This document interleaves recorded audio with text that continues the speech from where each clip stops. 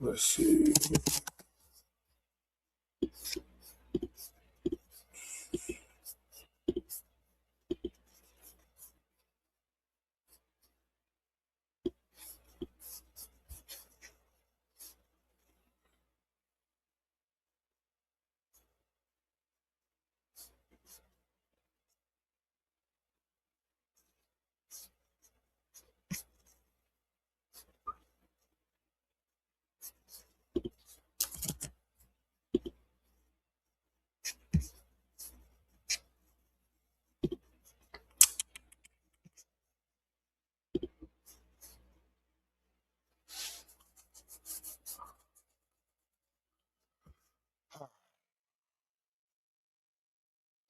All right, chat. We back. Chat attack. Chat in. Is my chat in. All right. Let's do it. The clip of where we're on the podcast with Spody Face, Jay Hood walk in, and they get into an argument about whack that leads to them going outside, and it's kind of mysterious. Okay, so did you see the clip of where we're on the podcast with Spody Face, Jay Hood walk in, and they get into an argument about whack that leads to them going outside, and it's kind of mysterious what happened outside. Hey, look, you know what I'm talking about? Shout out to Vernon Avenue, Crenshaw the Fig. I seen it. I don't even want to speak on that. I don't even want to speak on that shit right there. Mm-hmm. You get what I'm saying? Because you know what I'm talking about? At the end of the day, Spody Face, he is from 40. He's from Vernon Avenue. So I don't even want to speak on that. You get what I'm saying? On 4-0. I like how 4X keeps his politics in line. He doesn't allow Adam 22 to use his community or use his politics as a center of debacle. This on Westside 40, that's what's not happening to no 40. What, going outside? Ain't no all that extra out yelling all that shit. No, 40 Crip. Not doing all that, bro. Really yell. They just went outside. I don't give a fuck all that extra out shit. Nigga tell me fade. Look, I'm not gonna even speak on that 40 Crip, but ain't no 40s, ain't no loudest, ain't no nigga getting loud with no 40s, all that extra out that shit. It's out. Get all that theatric. You can't get loud with the 40s. You gotta mind your manners and maintain your octaves. Shit on 40 Crip. But isn't it kind of crazy they were fighting about whack? Man. Look, once again, I'm gonna leave it alone, and I'll fuck with Two Crips fighting about a Paru. Look, I'm gonna leave it alone. That's Vernon Avenue. Shout out to Vernon Avenue, and I fuck with whack. You know what I'm saying? And shout out to whack. Yeah, I fuck with whack. But man, yeah, that was a crazy situation. And then Spody Face left the platform. Can you hit him up? Tell him like, yo, like, come back to man. Don't check out y'all thing, man. He been working here with you. He don't want to talk to me. What happened? I don't know. I ain't hit him up since it happened. What happened? Adam 22 went on no jumper, started talking about how Spody Face had a bow, started doing too much. Honestly, that situation, he just felt like it was too, like, he kind of felt like I set it up. Honestly, I thought like that they were just going to be able to talk about whack and not like have to fight about it.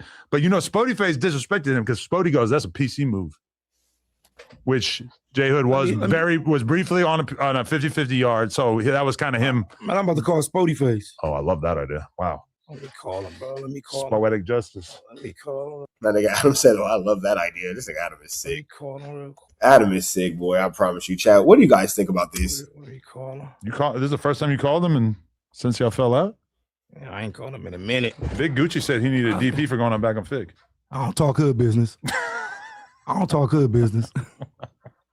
Shout out to the big homie, though. Hey, that was on the internet. Yeah, I don't talk hood business. Oh, okay. Hey, look, I'm at no jumper right now. I'm on the phone. You on camera? You want to talk on speaker? Talk to Adams. Adams with an S. He said he ain't got no problem with you. I'm about to put you on speaker. You on camera? You want me to put you on speaker? All right, let me put you on speaker. Spody Face right here. Hold on, I'm about to put you on camera. Hey, hold on real quick. Hey, hold on real quick. Give this camera real quick. I'll get this phone call on camera. You on speaker? Cause on camera. I like how Spo Extras made sure his homies was good podcasting. Hello, Spody Face. What's going on?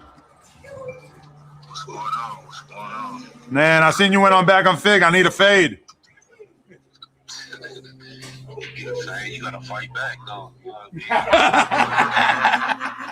You can't just sit there and let me sock your face up. You gotta actually fight back. I didn't see this conversation going this route. Hey. Man, why did you think that you could say this nigga had a stake? I mean, without you thinking that he was going to want to sock your face up? Hey, but 4 Extra came back. When we gonna do a pod, man?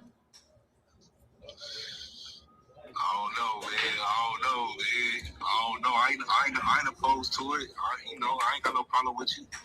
I ain't got no problem with you either. I've been open and honest about that. Y'all been taking little shots, but it's all content with me. I ain't tripping. Shit, we might need to do that. We might need to bring the magic back. Get you and 4 Extra on the pod together, man. Bring the magic back on the Tuesday show. Yeah. Now, what we do know is they just had a Tuesday show yesterday where Munchie B did make his triumphant return back to No Jumper. Ace Boy Rios was in there along with Lush and J Hood. Spody Face was not in attendance. So we see where this situation that was last week went into, fall into this week. It didn't work well.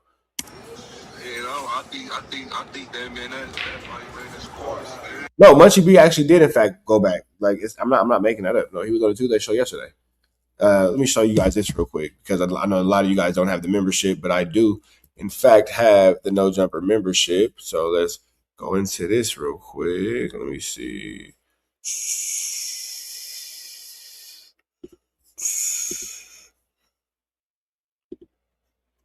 Let me see. And as you will see here in the No Jumper membership, members only, Tuesday show. Streamed 15 hours ago.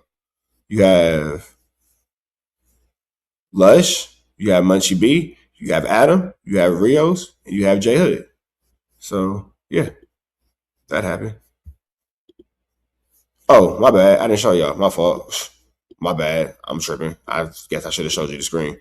Here it is. You know what? Damn it. My bad, y'all. I just did something slow. It's the wake and bake. But I will happily show y'all what I'm talking about. Please excuse the waketh and thy baketh. Please excuse the waketh and thy baketh.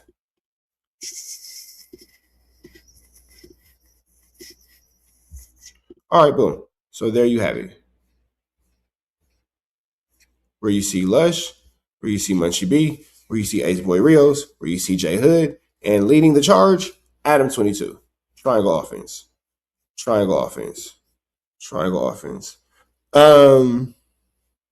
We'll get into that. We'll get into that. Let me stay focused, but we can talk about that. I will more than happily talk about that. Talk about my feelings on Munchie B's return to No Jumper. We could definitely get into that for sure. But let's finish this up first. We could for sure get into that. And dare I say, my response just might shock you. You feel me? Just might shock you. Oh, all right. I'm open to do something with 4 Extras. You know what I'm saying? There's other people. You know. All right, let's talk about it. We're gonna bust this one out and we might need to do a reunion. You said a reunion. I mean, whatever you want to call it. Hey, no, I gotta call you out on something. I seen you over there popping it though. About what? About DPs and all type of other stuff that you the propaganda and you listen to Whack 100 and what he's saying. Well, I seen a video of the OG from your hood saying that you were gonna get DP'd or some shit, right? We ain't talking no hood politics on here. We're not talking no hood politics on here. I can't talk about it unless I see it on the internet, right? Well, I ain't talking no hood politics on my phone. Oh. Let's skip that to Now, off topic, on topic, that is what Young and Hefe wanted Jap 5 to do when Project Bo and Whack were talking about Young and Hefe's case. You see how not Spody Face, you see how 4 Extras chimes in immediately? No, not talking no hood politics on my phone. That is how Jap 5 was expected to handle the situation by Young and Hefe. Young and Hefe wanted Jap 5 to handle the situation the way 4 Extras did. Cut it off. Is what he wanted it to happen. somewhere else. Let's go to the next subject. Yeah, we definitely not talking none of that, but still though, what's going on with you? You popping it. You trying to have me on, but you talking shit. I ain't talking shit. What shit did I talk? What you, man? Adam is such a button, bro. Adam is hella happy he's getting this content, number one. You happy that Sporty Face is willing to go back to you, number two. You know the issue been talking about on number three, and you low-key a little spooked that he might trip on you, number four. You know what you been doing, man. What you and your feelings, just let me know you and your feelings, that's all. No, I ain't got no feelings. I'm a cold-hearted killer. You been acting like you and your feelings, Adam. Never that. Hey, how that Tuesday show been going, though? How y'all been holding up over there? It's solid, you know. Might need a little bit of work, but we were trying out some good options, you know. Yeah, you got it. Okay, solid. That's optimistic. I respect the optimism. I'm never gonna step on nobody's strap. I respect the optimism. You know what I'm saying? How that Tuesday should be. I wish our success. I ain't gonna lie. We gonna come up with something, man. We gonna come up with something. Like I said, I ain't got no problem with you. I appreciate the opportunity. It's all content with me. I really don't care about it too much. For sure. Even though the lies over here. Yes. I don't know anything about no lies, but Don't say you don't know about the lies. You know about a whole other lies. Hey, what's up? Y'all took my page. You have something to do with that, Adam? absolutely not. Damn, Sporty Face low-key tripping. Like, hey, nigga, now I'm thinking about it. You had something to do with my page going down? Sheesh. Never did that to anybody. If I was going to do that to somebody, you would not even be in the top 100 pages that I would have got boinked if I was capable of doing such a thing. That's all I'm saying. Like, come on, bro. You know what I'm saying? I don't even believe that Wack did it. He's just taking credit for it. All right. I mean, that's my guess. Damn. Sheesh. Adam said he a cold-blooded killer. He probably don't even got a heart to put a worm on a fish hook. That's what I mean. We gotta be able to make content, man. You know what I'm saying? I ain't tripping about it. My other things monetized already. That's what's up.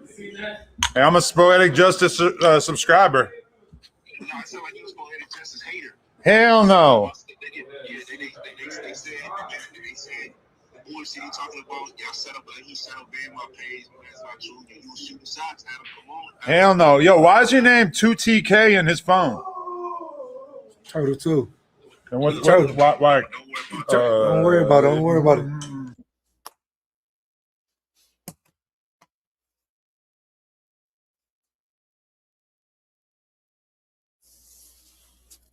Hey, but look. Hey, look. I'm off this joint, dog. I called for that. What's the name? You want to holler? We all set it up. Yep. Man, set it up. All right, we all brothers, Spody Face. We got to fix shit up. Yeah, let's get it. All right, yo, hey, it's a cliffhanger because you got to wait for his interview to drop. Hey, I'm like what TV. I need my hazard pay. Hazard pay? You the hazard? I need my hazard pay. Hey, stop putting false allegations on me talking about I like to unalive people. Man, I push things, man. Don't stop doing that, bro. Talking about Nah, you a shooter, but it's all good. Nah, don't stop saying this shit. I'm out of here. Oh. Yeah, I ain't got nothing. Sheesh. Spody Face. Words are hard. Spody Face just low-key press Adam. Spody Face just low-key press Adam. He low-key just... Yeah, Adam, tread lightly with that one, big dog. You might be in a little bit over your head. Spody Face. I mean, he might have thrown a little shots, but it is what it is. Ain't nothing really. Man, y'all be back. You think? Yeah, y'all be back. Y'all was up there. What about you and Kumbaya. him on the podcast? Y'all was Kumbaya. What about you and him on the podcast? Man, y'all was Kumbaya, man. Is that possible? That was Kumbaya. Yeah, everything. You know, he from Vernon Avenue. So, you know what I'm talking about? He from 40s. So, at the end of the day, you know, I'm going to sit down with any one of my own. But I feel like you and him would be weird because you don't like to talk like real 40 business. And I'm like not talking you, no 40 but bitch. you and him kind of No niggas should be up here talking. No niggas. No, look, bro. But it would be weird if you and him were sitting on a podcast and you didn't talk about that, because what the fuck else is there to talk about? Oh, we'll talk about some stuff, but I'm damn sure about to talk about. Like, you see that Dodgers game? Hell yeah. Shut the bro. fuck up. There's been a lot of shit going on too. Yeah, like what? There's been a whole lot of shit going on. I've been seeing going on, man. Yeah. I seen been a whole lot of shit. Been all type of people calling into the show from jail. Yeah. Shit been going down. Hey man, how you feel about how they did baby shooter in the neighborhood dorm? A lot of Crips in general are pissed off about the fact that was captured on the phone. All right, man. So this situation is going absolutely barnacles.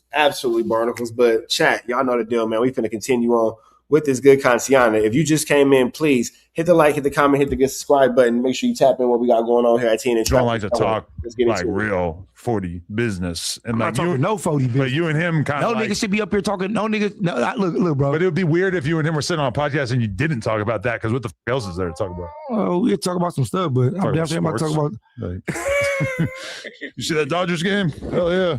Shut the fuck up. There's been a lot of shit going on too. Yeah, like what?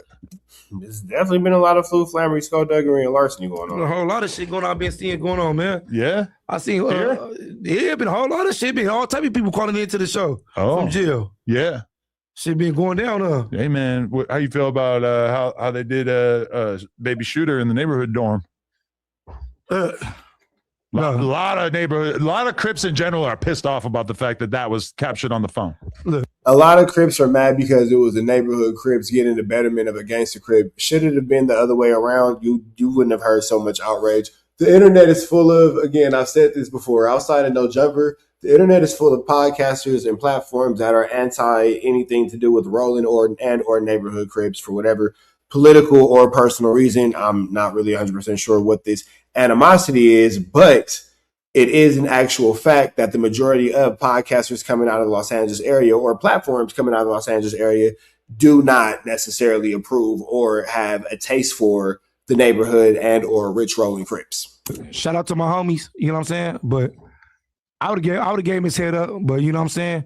That's their politics. Jails, them politics in jail, however they do them, it's how they do them. You know what I'm saying? So that's a different world in there, and it's a different world out here. So however they did it in there, you know what I'm talking about? You can't really say nothing because that's their politics in there. People are mad about the idea of some Keyways doing something to another Keyway over a motherfucker from Detroit.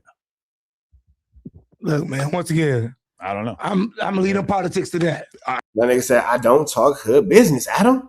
There's nothing you could do. I also am going to shout out to Vernon Avenue. But it's pretty interesting. Yeah, I'm leading politics to that. That's all I'm gonna say. Right. And hey, we lost another host because Ann Hefe allegedly he got charged with a murder, hanging out on the block. Jeez, I don't know what he did, but you know, a DP gone wrong. They say. I mean, I don't know. Shit, hopefully he get released. Hopefully he get released. You know what I'm talking about? Shout out to him. You know what I'm talking about? He get up out of there. You know, he ain't did nothing. You get what I'm saying? But you know, so it's free Ann Hefe. Well, shit, hopefully he get released. I don't wish jail on no nigga. You get what I'm saying? I don't wish jail on no nigga, nobody. You get what I'm saying? But what I don't do, nigga.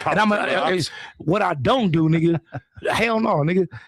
And what I don't do, nigga, I'm not about to get on a recorded phone call, bro. No recorded phone call, bro, and talk about no case on here. Yeah. You know? Yeah. I think we can all agree that probably wasn't the best move. I think we can all agree that probably wasn't the most what's the word I'm looking for? Wasn't the most thought out decision, but Young and Hefe's maintaining that he sees nothing wrong with it. So I have nothing to say. I'm not about to talk about no case on a recorded phone call. You get what I'm saying? Because once again, every 2 minutes, bro, say this phone is being recorded. Yeah. You get what I'm saying? So I am against that type of shit. I mean, I'm not gonna lie. I've had so many people tapping in and being like, I don't even know. That ain't right. And should not be talking about certain things. I don't like, you know what I'm saying? Like I said, bro, I don't wish jail on no. I hope everybody go home, everybody get free, and everybody get out. You know what I'm saying? But no, it shouldn't jump on no weird, on no platform, on a recording call, talking about a full-blown open case that you're going to trial for, and you got crimes. Yeah. Nah, hell no. West, hell no. Any nigga watching this right now, every nigga gonna agree with me. Say no nigga should get on here on an open case. You got crimes. jumping on there because you got to think about it, bro. None of y'all did nothing, but you paint the narrative on the platform to look good. So you remember when they read you your rights in the court of law. Whatever you say will be used to get you. I repeat, whatever you say will be used against you. Make that abundantly clear, nigga. Whatever you say can and will be used against you. We got to be safe out there. That's all I'm saying. That's all I'm saying. That's all I'm saying. I'm just saying I'm not with that. I go by the code. And the code is you in there for nothing and don't talk about your case. I mean, you might have a reputation for. I mean, but then see, that's a lot of things that these dudes don't understand. You cannot talk about your case. There's so many people who have been incarcerated, who've been locked up, and then talk to undercover or detective in a cell not knowing, and now you talk about your case, and now you just flu-flamed yourself. Being like one of the most outspoken in LA, but you also have almost never like really treaded into like talking about street politics on camera. Because like, you always keep it kind of brief. Yeah, because you know what I'm talking about? Our politics, bro. And you know what I'm talking about? Our things is not for people. It's not for the streets. You know what I'm saying? That's for your hood and for your hood only. But you got people that do it. You know what I'm talking about? To give views, to go famous, to go viral, to do all that. I'm not doing none of that. You get what I'm saying? Me. Especially you get on, you're talking about other shit. You know what I'm talking about? You shouldn't be doing that. You know what I'm talking about? That's just how it is. That's for any gang. Any real nigga gonna watch that. Especially when niggas got crimes. You know how it is. You get what I'm saying? So out here, I just got the Real Deal award. They just gave me a Yep, we live. award. What's that? They just gave me the Real Deal award for being a realist and the real deal on the internet. Whoa. Yeah, like always keeping it real. They said I always been the same from the first day I got famous to now. A lot of truth to that. Yeah, that's why I'm like on the Dead Homies. Oh, okay. If you enjoyed that clip, make sure you become a member. All right, man. So we finna go and get up out of here. Chat. Y'all staying kicking with us. We are live. Tap in with the tap in. What's the deal with y'all on this beautiful Thursday, Tuesday, Wednesday? What's today? Wednesday? I think today's Wednesday. Yeah, live. Oh yeah, Boss Renegade. I'm in this for the mucker. Get in here. Yeah. Get in there. Let's see what else we got going on over here.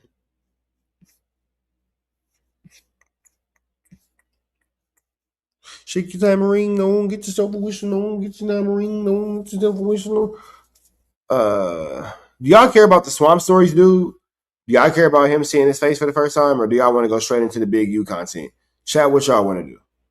Chattington, what do y'all want to do? Y'all want to hear about the Swamp Stories, Ninja? Or y'all want to go straight into the Big U, and then we can circle back around for Mr. Stories from the Swamp? You feel me? I wonder how you say swamp in French. If I was from Louisiana, I probably know. All right. Don't care, to be honest. All right, well then shit.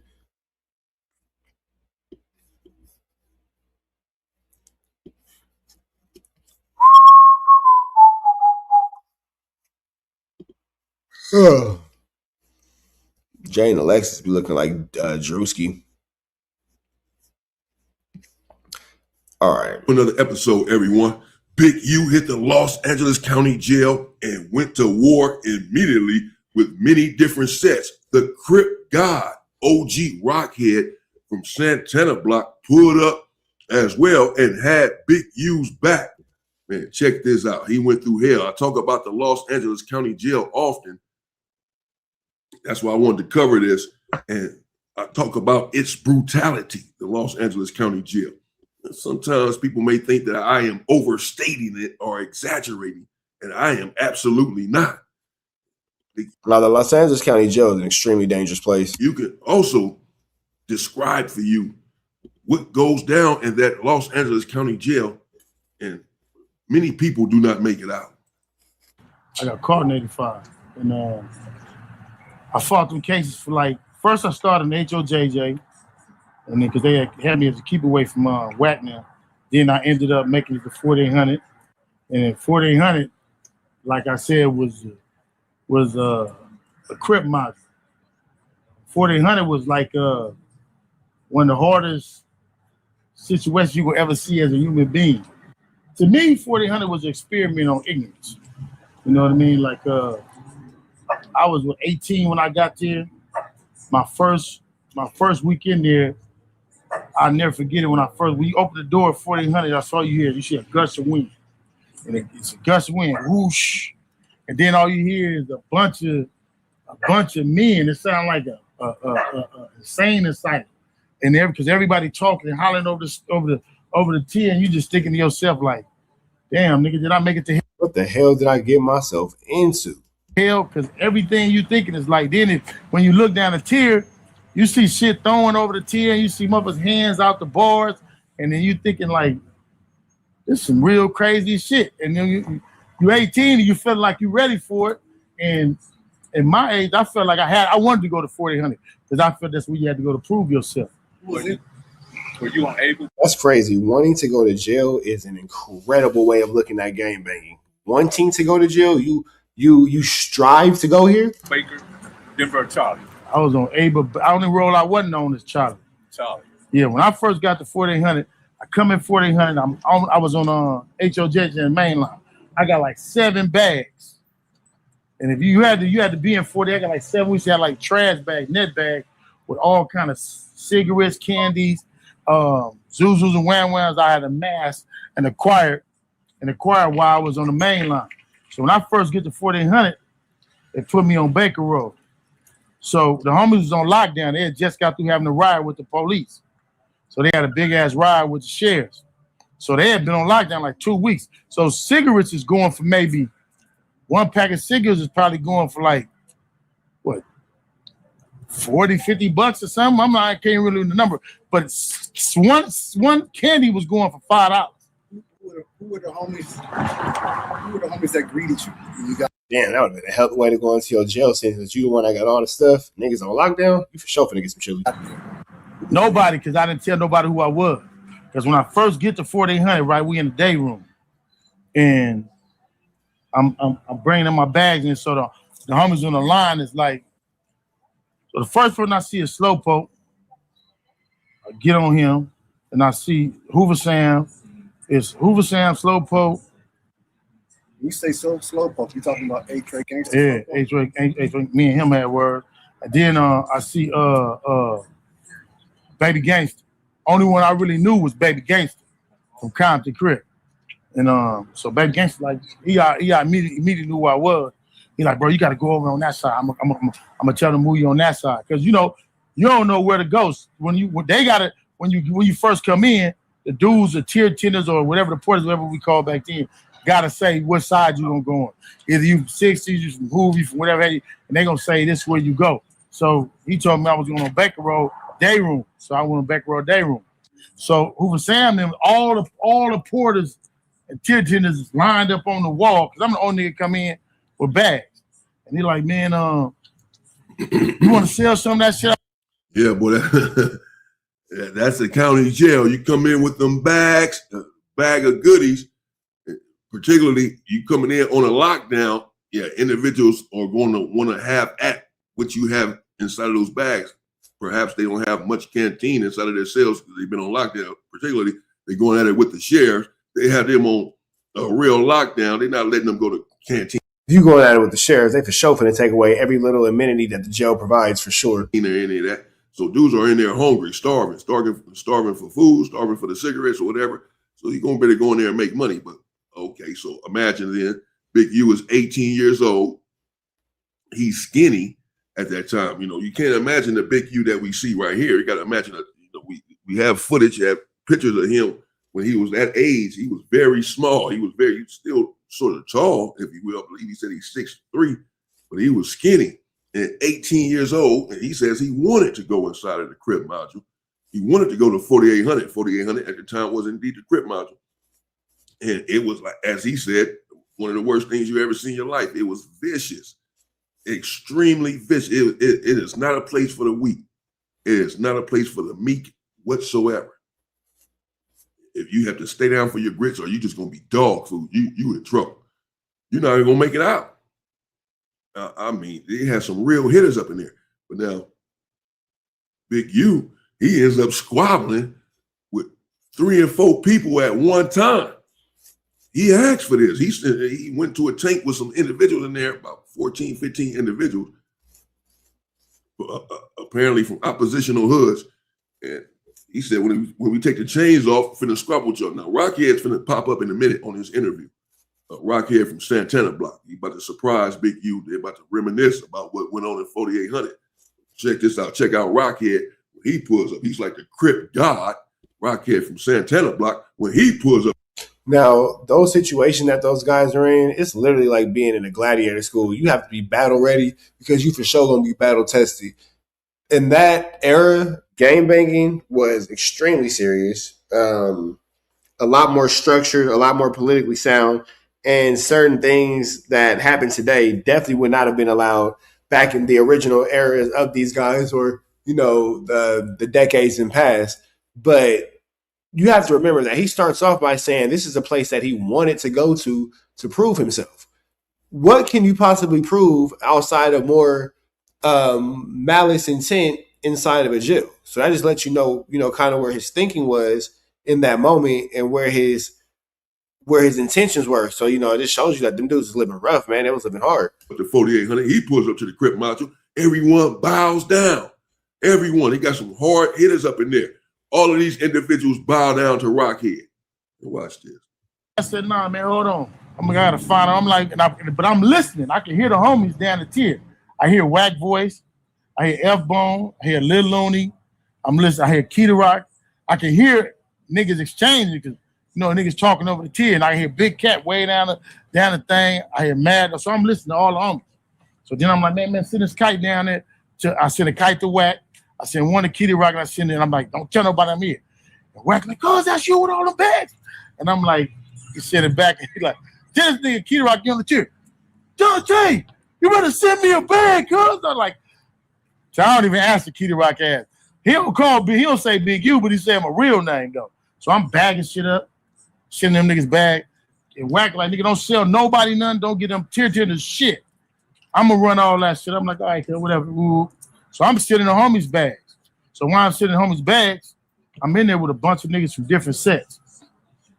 And so Cudham is in there. We in there, but I don't know the prison rules. So a lot of dudes have been to prison. So I'm new as my first time, being locked up. So I'm looking at, my mentality ain't prison yet. You know what I mean? So I'm not cleaning up, throwing the trash. And then that's when Rockhead come in. Rockhead from Santana Block. And the homies all know who I am now. They didn't went to child. I've been there 2 days. Rockhead come in. Rockhead, one morning, when Rockhead get there, it's like all these niggas just come from everywhere. All the Crip niggas. And they all like this nigga was God or somebody or something. And when we get in there, Rockhead get to making all these niggas in the tank start working out and exercising, busting down. They looking at me, I'm like, nigga, I don't do none of that shit. And it was Rocky. I'm like, man, I don't know who this nigga is. You know what I'm saying? This nigga like this big. Like, I'm like, man, so the homies is like, Charles, I know you're not down there working out, but I ain't working out with none of these niggas. I know what these niggas are doing. Man, imagine walking into jail and cocky and arrogant as an 18-year-old, and this is your representation. This is your direct first reaction to the Crip Red and or Black Red. You gotta remember I'm fresh. I don't know what CCO, Blue, no, I don't know none of this shit. All I know is these niggas can't whoop me. Period. It's like 6, 7 of them niggas. They can't whoop me. That's not gonna happen. You know what I'm saying? So I'm throwing shit, throwing trash. Rockhead trying to talk to him. I'm like, man, I'm ignorant. I'm fresh home. All I know is squabbling. And I feel like I'm in my environment. You know what I mean? Like, you ain't gonna fuck with me with no knife. I don't care who you is. Thank you for bringing it. And Rockhead, niggas had Rockhead had them niggas cleaning up. Did you understand why they were following Rockhead's lead? I didn't know none of that. I didn't have no clue who Rockhead was. No, but wasn't even. And Big U right there had mentioned, and when he said, I didn't know anything about the CCOs and the Blue Notes, these are talking about the prison organizations that the Crips typically fall under. Prison gangs, if you will, for the Crips, if you will. I'm not going to get deep into that. He did not. I will not. But that's what he's making reference to when he said, I didn't know anything about that. So, he's saying that to say Rockhead may have been a member of one of these organizations, and a head honcho from one of these organizations. Big U doesn't understand this. He doesn't understand why all of these Crip individuals Don't understand the severity of the situation. are flocking to Rockhead when he comes in. These individuals, Rockhead is yay high, as we're about to see in a minute. He's about to pull up, as I said. They're going to reminisce some more about what was going on in the county jail. Big U also goes to the penitentiary. I'm going to do that in part 2. And he has some stuff going on in the penitentiary, talking about individual getting stabbed up 80-something times. And he had some stuff going on as soon as he hit the yard. This is Kev Mack video. Shout out to my brother Kev Mack. Big shout out to Kev Mack. This interview is from a few years ago, indeed, but I still want to cover it. I still want to see this myself, didn't see the whole thing. And just to go back a little bit in time about that Los Angeles County Jail and that very brutal Crip module. And again, there's some horror stories that went on in that county jail. And many people didn't survive. And even for those who did survive, they were never the same when they left there. That Los Angeles County Jail will for sure change you. It'll change the way you think. It'll change the way you maintain. It'll change your outlook on life. It's a very traumatizing place. Get down for your grits. That's why these dudes going 50-50.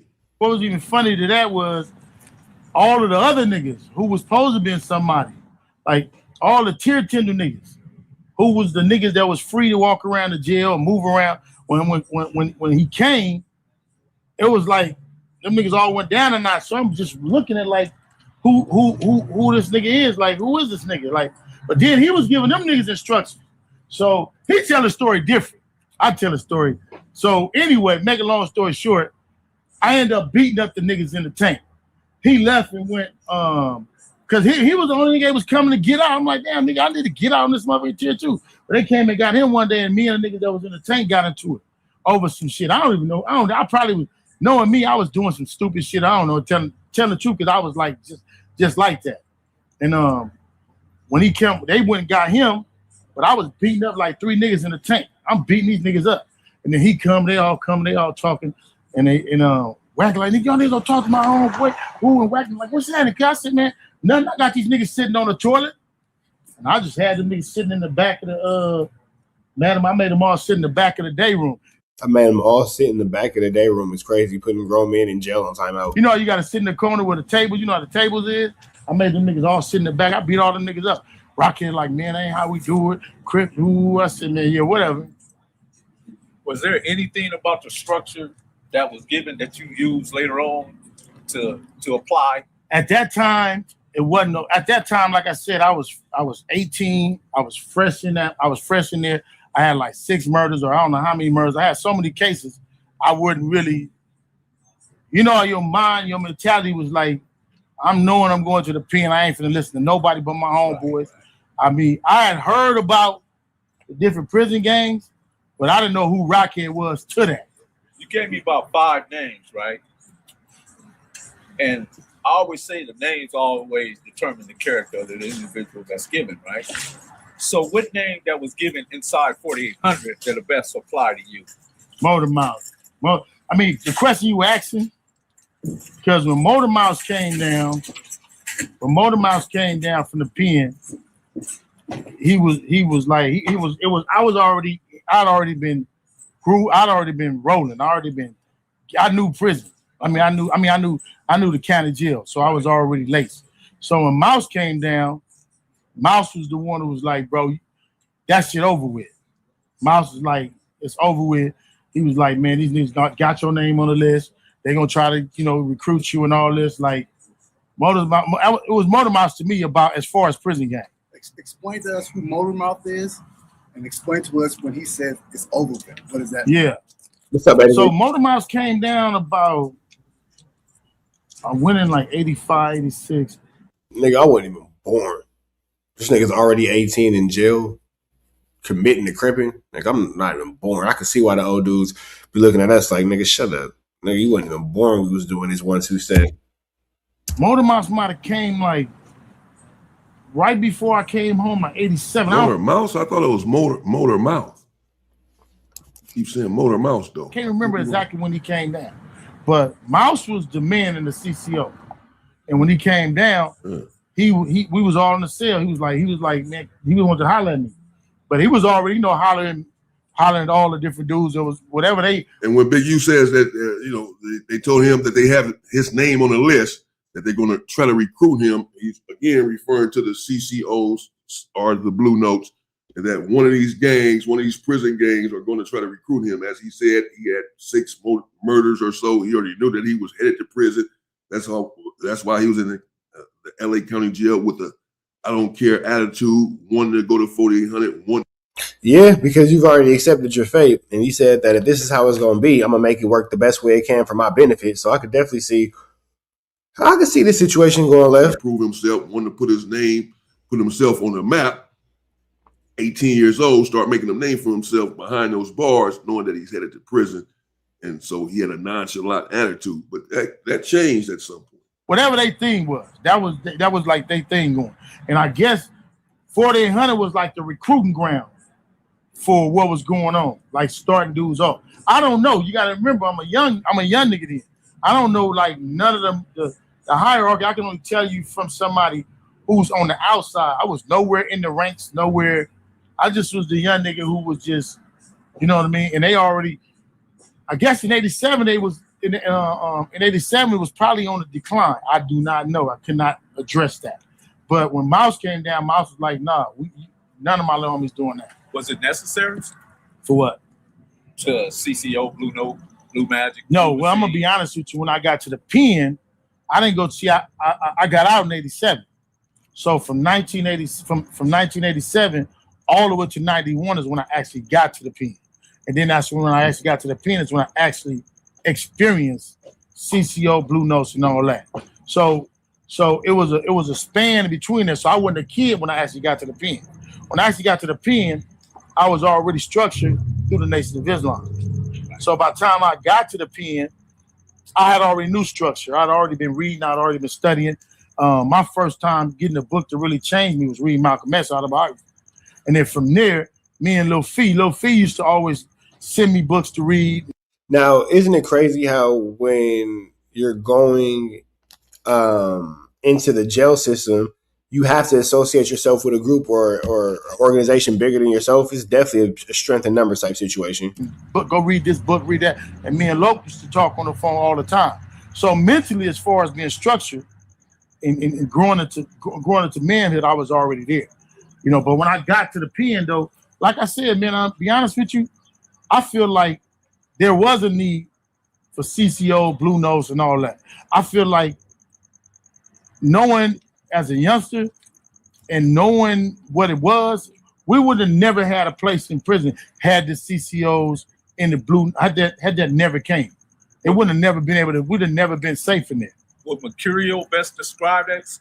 Mercurial was like somebody who's unpredictable, changeable, kind of got moods, but at the same time, they lively, quick, and clever. Would that best describe CCO or some of the things that you witnessed in 4,800?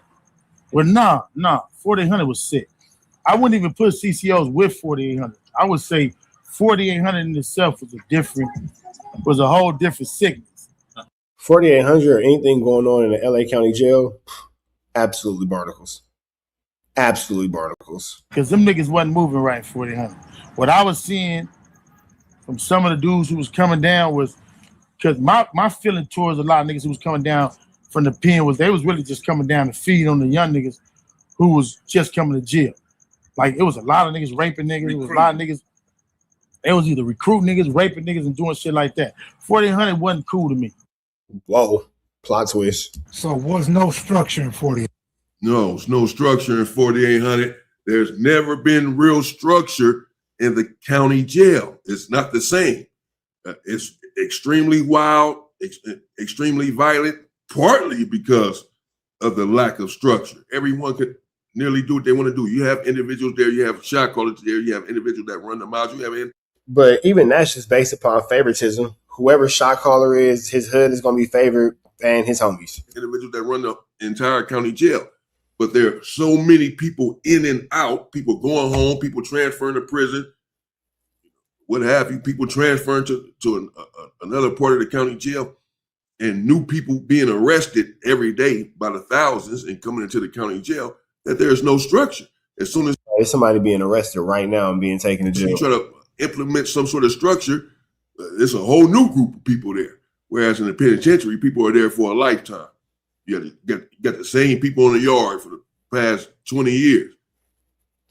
Right. When you think about it, the penitentiary doesn't really have too much coming in or out. It's the county jail where all the action is. In the county jail, it flips constantly. The dorms, the modules, they constantly flip. So it's hard to implement any sort of real structure. And when you don't have structure or individuals really adhering to any tenets or hierarchy, then you're going to have complete mayhem.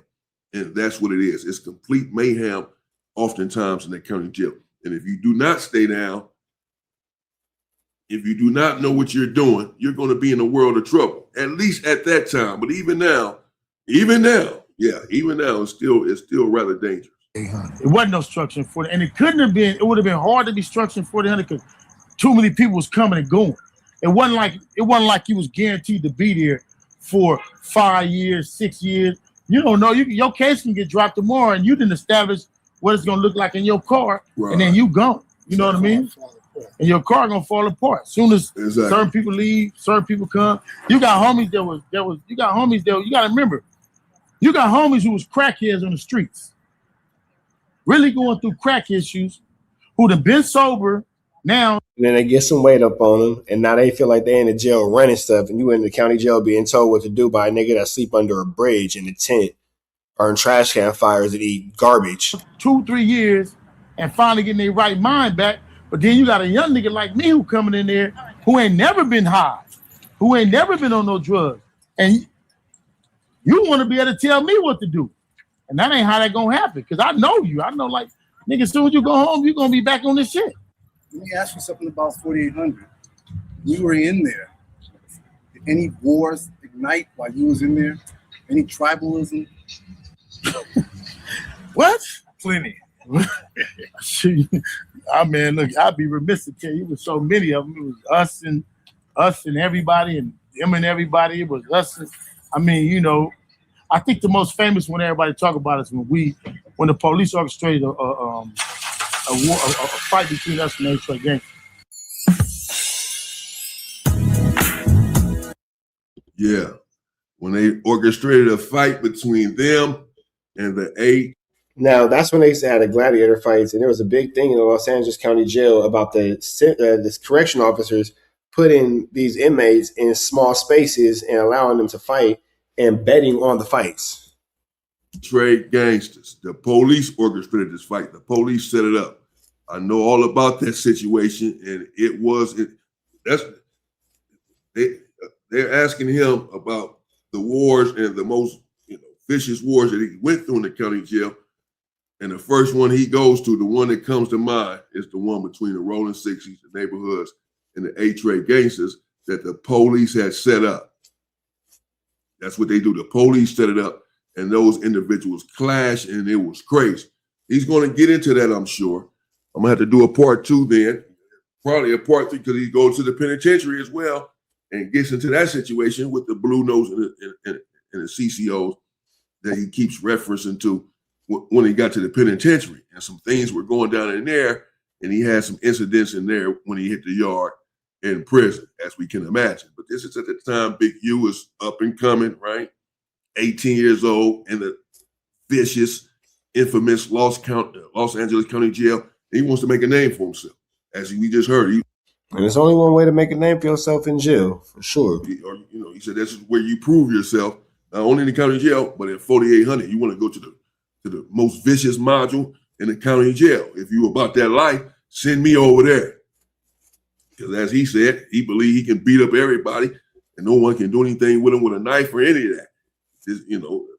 A lot of being able to defend yourself or be strong.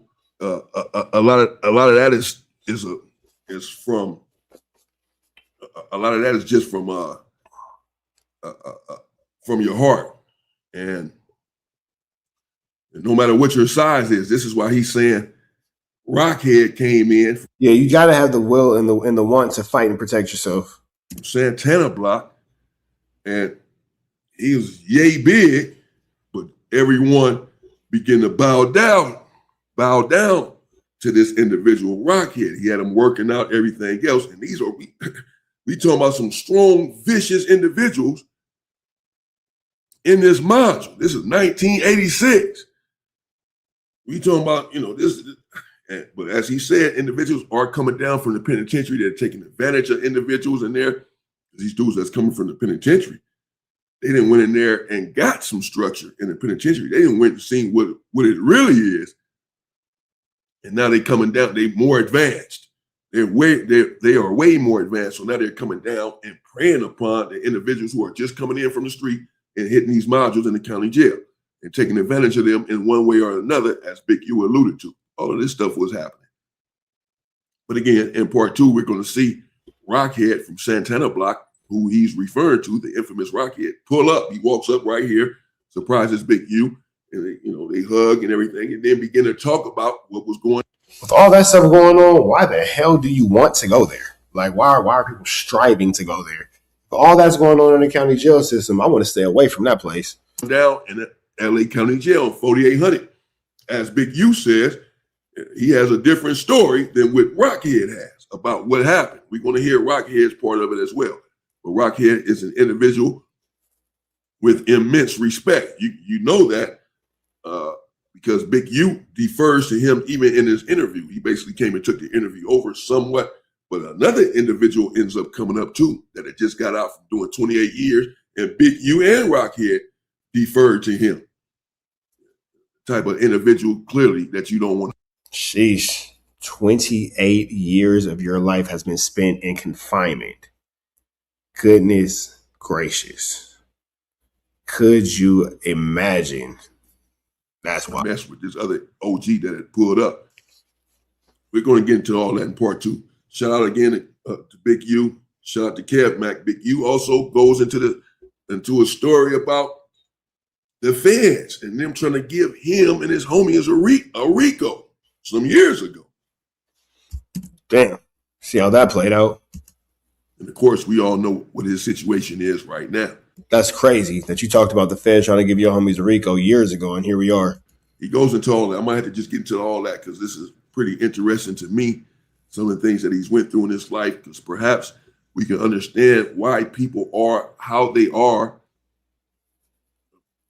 All right, man. So make sure y'all show some love to Damian Porter. Hit him a like, comment, subscribe. We're going to get up out of here. But chat, John, stay and kick it because we got 2 more things to talk about. To talk about it, talk about it, talk about it. Mm-hmm.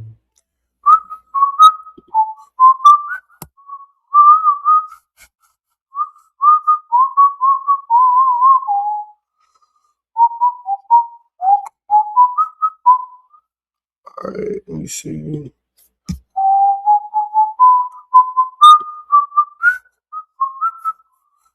Oh, you know what? I did want that.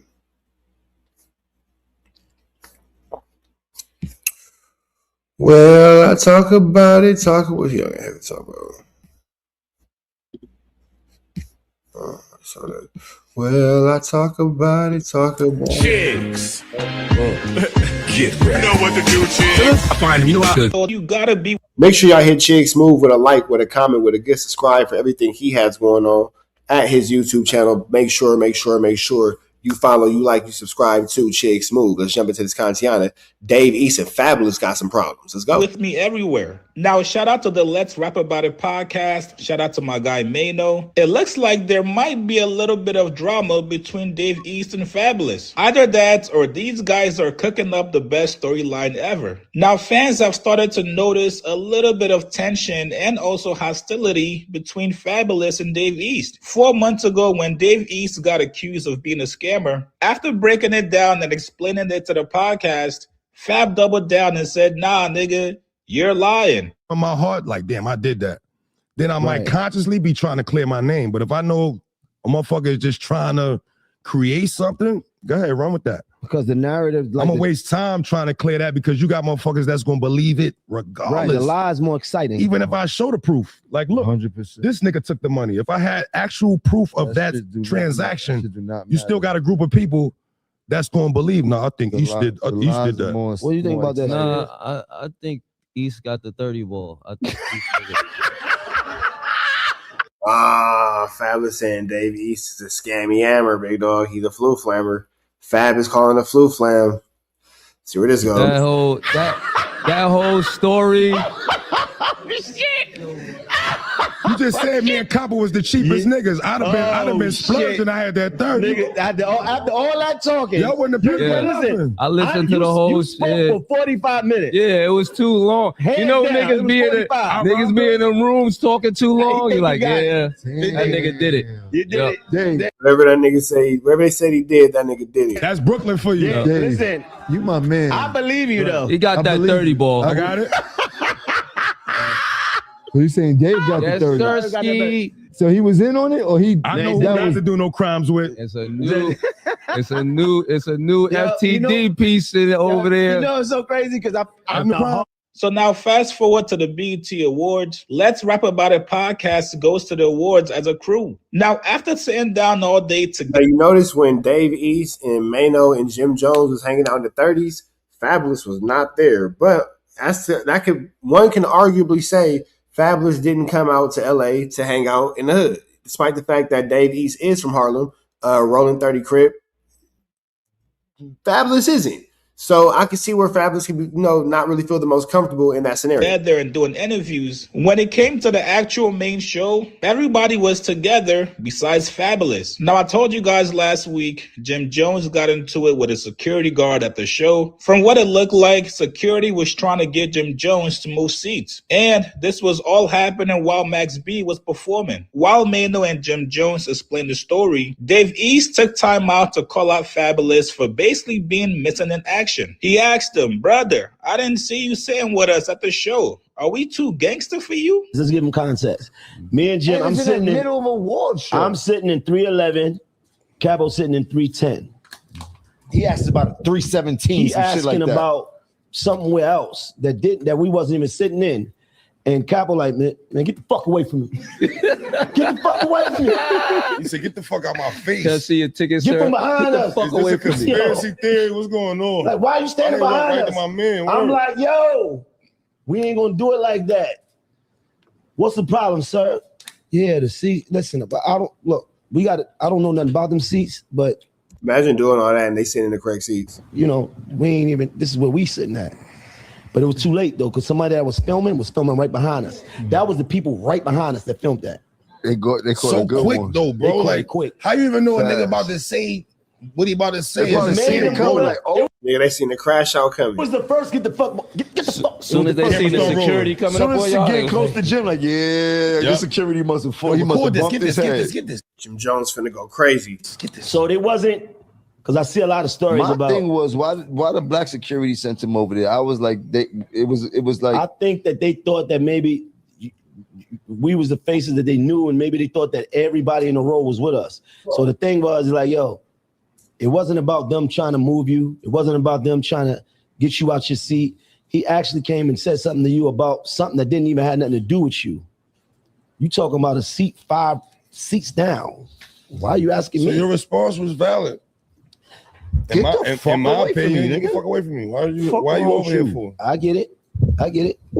You could have asked anybody else on this road. May said I should have did it like this. Yeah, should have pulled him to the side. You get back to that. Yeah. Do it like a gentleman.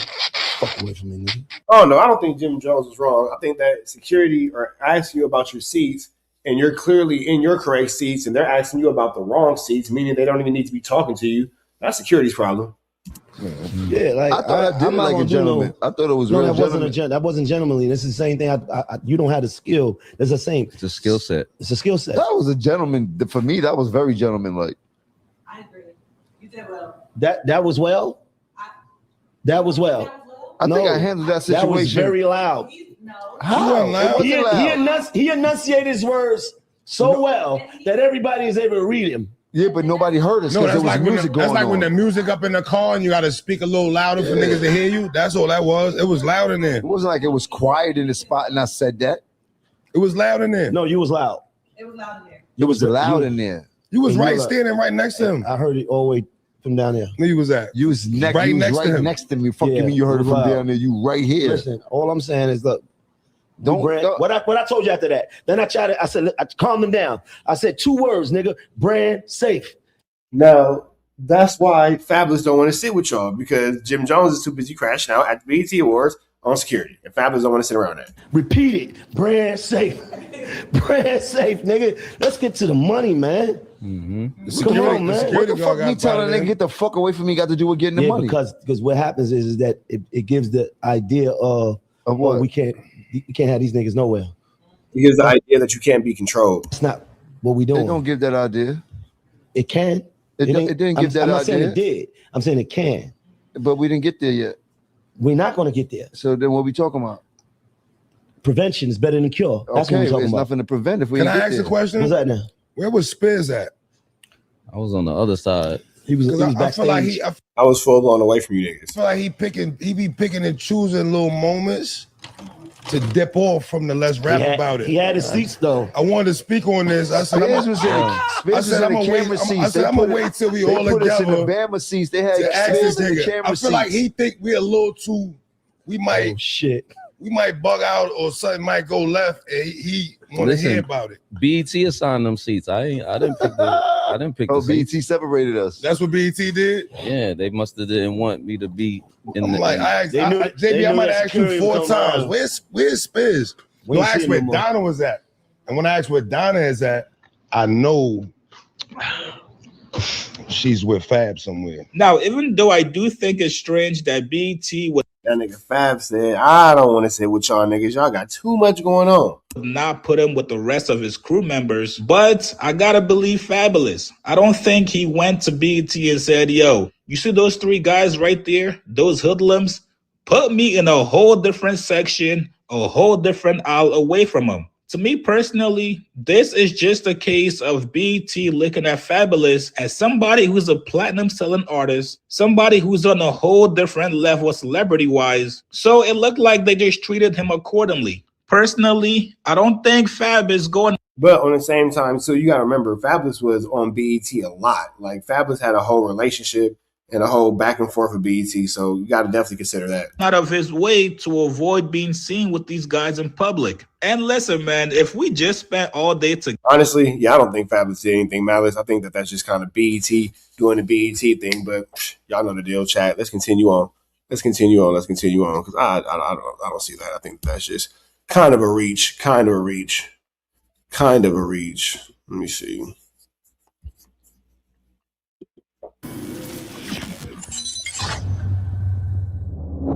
What is last? Shout out to Vlad TV, and if you ain't did so, man, give Vlad a like, give Vlad a comment, give Vlad a like, a comment, and a good subscribe. Wait, before we go any further, what the hell did I pause on?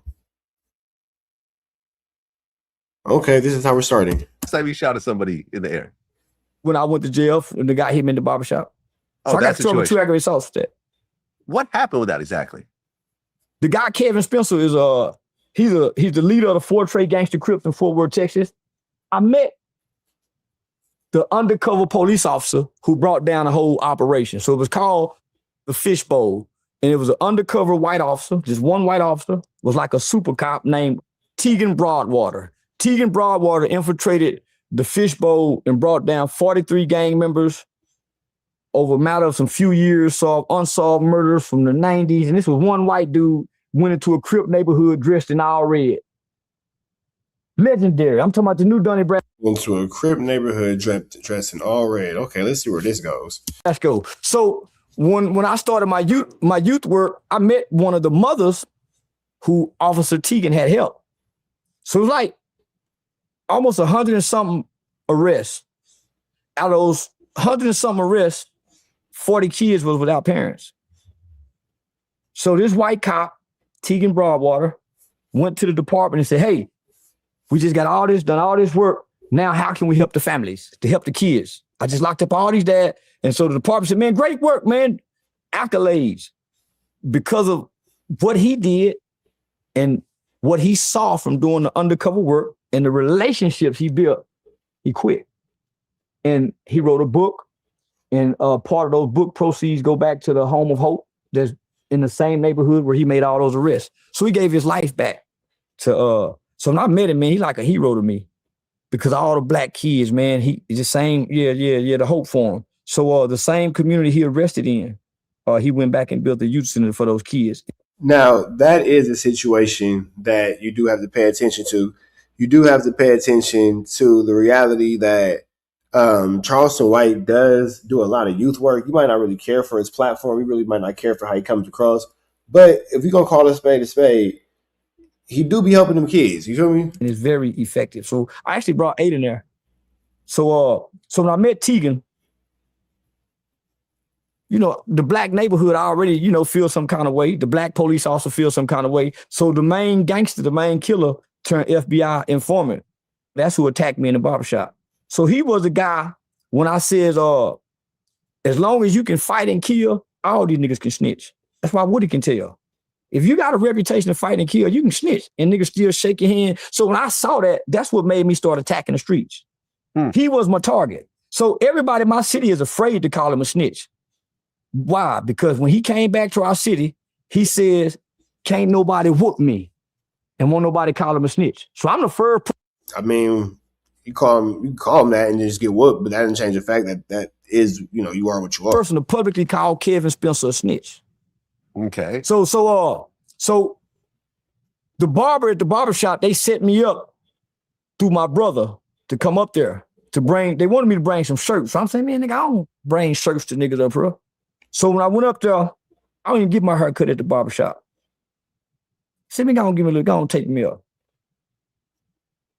And that's how they set it up. So I had fell asleep. He snuck in and he hit me while I was asleep. So I was dazed. But boy, when I came to. God damn, Charleston White, what the hell are you getting into? Our niggas is accosting you in your sleep. Yeah, I went to the car and got my gun. And yeah, next thing you know, so you know, in Texas, you can't chase after nobody. Okay, so once they gone, that's the end of it. You can't chase after anyone because once their back is to you, they're no longer a threat. When you woke up after you got hit, he's still there. Yeah, but I don't know who hit me.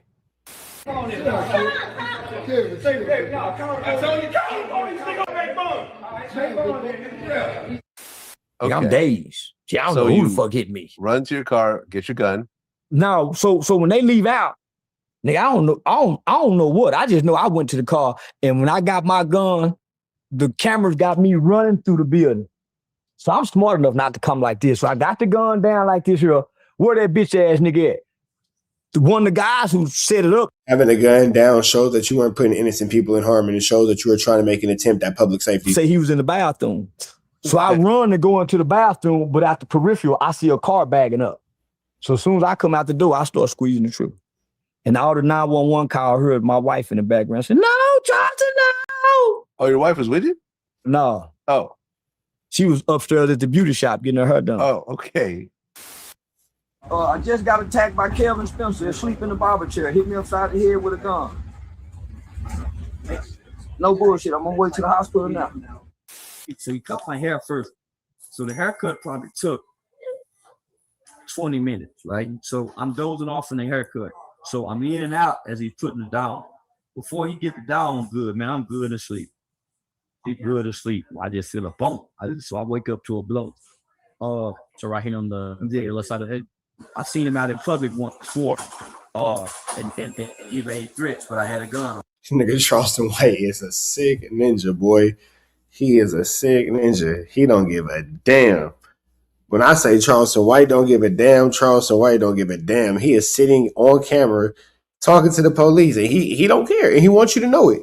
And he wants you to know it, and he wants you to know all about it. It's not a secret. It's not nothing. You feel me? This man right here, Charleston White he is a different type of individual, man. Be careful with who you beef with. Be careful who you beef with, because you might find yourself in a situation where you into it with a nigga who will happily go sit in front of the police and tell them everything about what you did, despite the fact that he may have antagonized you. So, you know, there's that. And so he didn't do anything. There was another guy with, little short, younger guy. Yeah, they said, or I don't know what's up. Did he do anything? Nah, he talked. The short guy, I ran to the car to get my gun as they were leaving because I thought they were still in the building. So when I ran out and asked where they are, a guy said they was in the bathroom. He pointed the gun at me, so I ducked down inside the car. That's cute. Because I thought he was gonna start shooting. You got air gun out at any point? Oh yeah. At that point you did? Yeah. Yeah, so now, so I got charged with two aggravated assaults with a deadly weapon because it was two guys. Both of them niggas had a gun. And it was just the police department, my local police department getting their lick back. But I beat all charges. You beat all the charges? I beat all charges. Okay. Yeah, I beat all charges. I can imagine he would beat all those charges because, he was the one being accosted. Chat, it's been a very interesting 1-2 step like Sierra. I'm going to go ahead and get up out of here. Y'all be back later on today. Y'all know the deal. Red down to the left. You know the rest. We are gone.